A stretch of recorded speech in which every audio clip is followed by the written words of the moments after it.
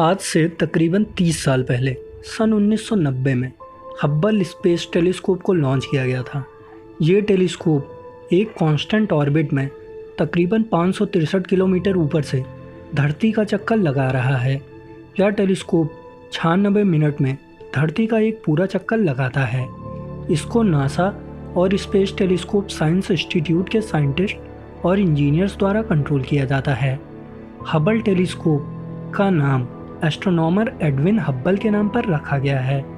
इसका वजन 10,880 किलोग्राम है और इसका साइज एक बड़ी बस जितना है। ये टेलीस्कोप एक हेयर ड्रायर जितना ही पावर कंज्यूम करता है और इसमें 8 फीट बड़ा मिरर लगा है।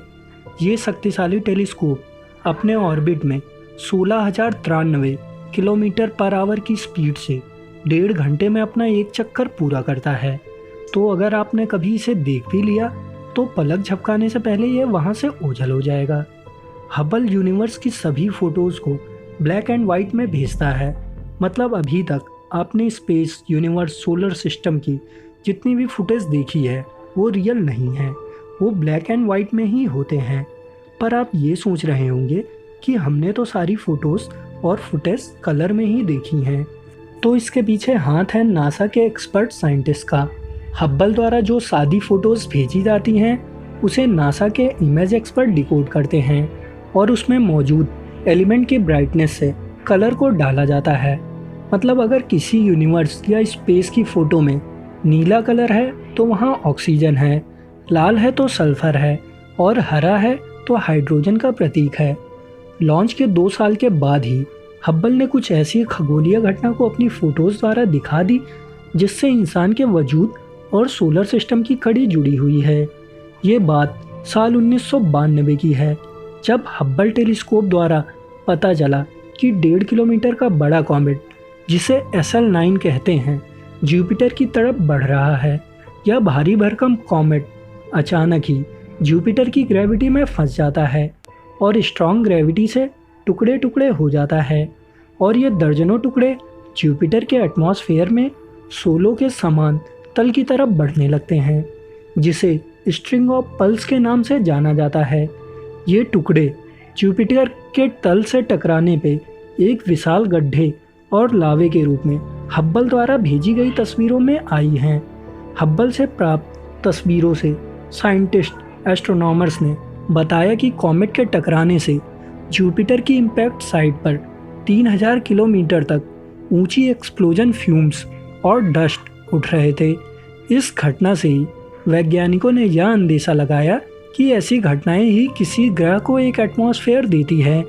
जैसे अगर ठंडे ग्रह पर ऐसे भयंकर कॉमेट के गिरने से ही तापमान में इजाफा होता है, जो जीवन के लिए एक स्रोत बनाता है। इस खगोलीय घटना के बाद साइंटिस्ट और एस्ट्रोनॉमर्स ने हब्बल को कई लाइट ईयर दूर ले जाने का फैसला लिया और काफ़ी खोजबीन के बाद उन्होंने एक फैलता हुआ बब्बल देखा जिसमें से सूर्य से 45 गुना ज़्यादा एनर्जी निकल रही थी। इसे बब्बल नेबुला का नाम दिया गया। हब्बल से प्राप्त तस्वीरों से पता चला कि बब्बल नेबुला के किनारों पर गैस और डस्ट का भंडार है, जो कि बब्बल नेबुला को फटने से रोकता है। इसी नेबुला के किनारे मौजूद गैस क्लाउड्स में कई अनगिनत स्टार्स का जन्म होता देखा गया है, जिनकी एनर्जी का सोर्स बब्बल नेबुला से निकलने वाली एनर्जी थी। स्टार्स के जन्म के बाद अब साइंटिस्ट क्लाउड से स्टार बनने के फेनोमेनन पर ध्यान देने लगे।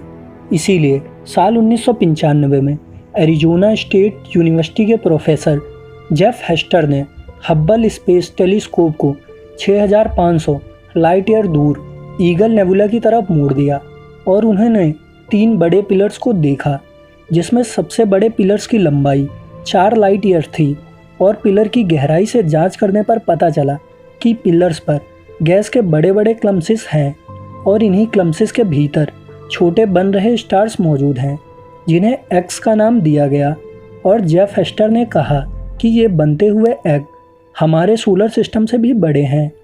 स्टार्स के जन्म की गुत्थी सुलझाने के बाद वैज्ञानिकों ने गैलेक्सीज के सेंटर पर हब्बल स्पेस टेलीस्कोप द्वारा नज़र रखी।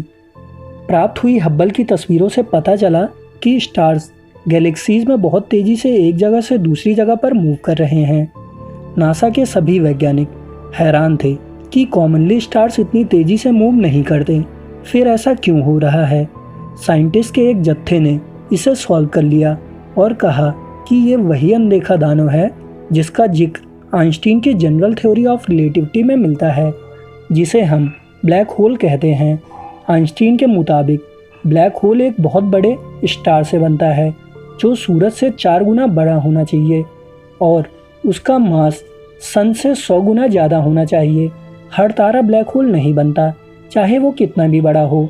ब्लैक होल वही तारा बनता है जिसका मास काफ़ी अधिक हो और वो अपनी एनर्जी और गैस को समेट ना पाए, जिसके कारण वह सुपरनोवा बनके ब्लास्ट हो जाए और अपने पीछे छोड़ जाए एक ऐसा फिनोमेनन जिसे ब्लैक होल कहते हैं, जिसकी तस्वीर हमें 10 अप्रैल 2019 को इवेंट हॉरिजॉन टेलीस्कोप द्वारा प्राप्त हुई, जो कि गैलेक्सी M87 के सेंटर में मिला था।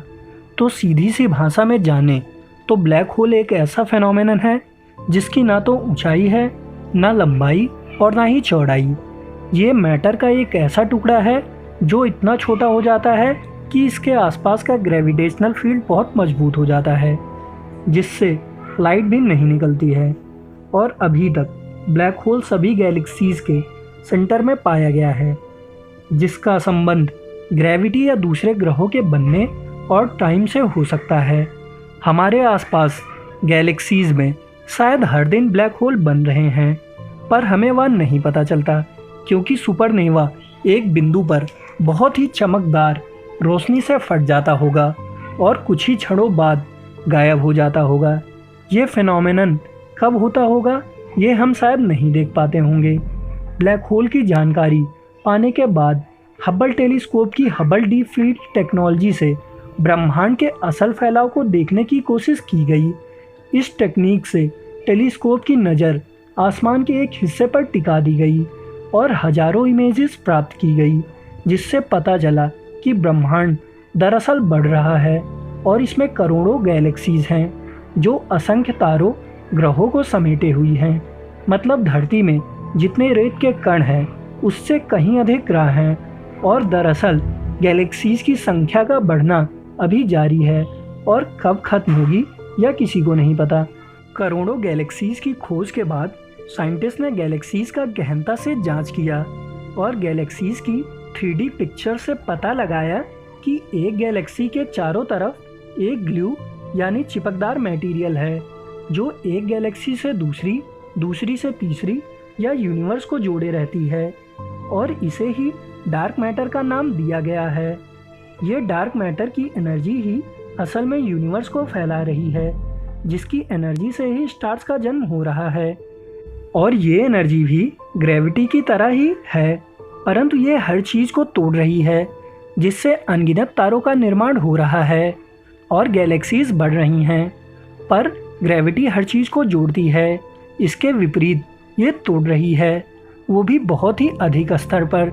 तो एक दिन ये एनर्जी शायद ग्रेविटी से अधिक ताकतवर हो जाएगी, जिससे ग्रेविटी का असर खत्म हो जाएगा और इसकी विपरीत एनर्जी के कारण ग्रहों के टुकड़े टुकड़े होने लगेंगे और हर बधी हुई चीज़ टूट जाएगी, सोलर सिस्टम से लेकर क्वांटम स्तर तक, और हर वस्तु सब एटॉमिक होगी और यूनिवर्स सिकुड़ता चला जाएगा और रह जाएंगे केवल सब एटॉमिक पार्टिकल्स, जिसे बिग रिप भी कहा जाता है।